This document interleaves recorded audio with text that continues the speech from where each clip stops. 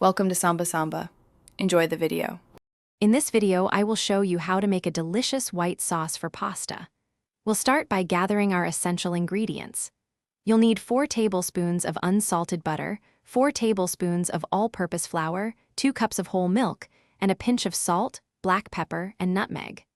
Using unsalted butter allows you to perfectly control the seasoning, ensuring your sauce is just right. Whole milk is key for achieving that wonderfully rich and creamy texture we all love.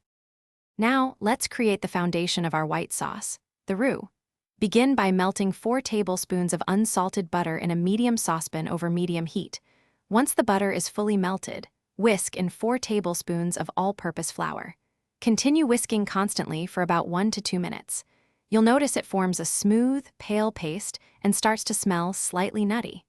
This cooking process is vital for removing any raw flour taste, ensuring a perfectly smooth and flavorful sauce.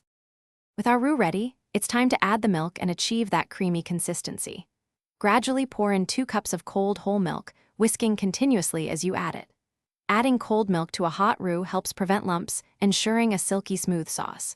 Bring the mixture to a gentle simmer over medium heat, stirring frequently.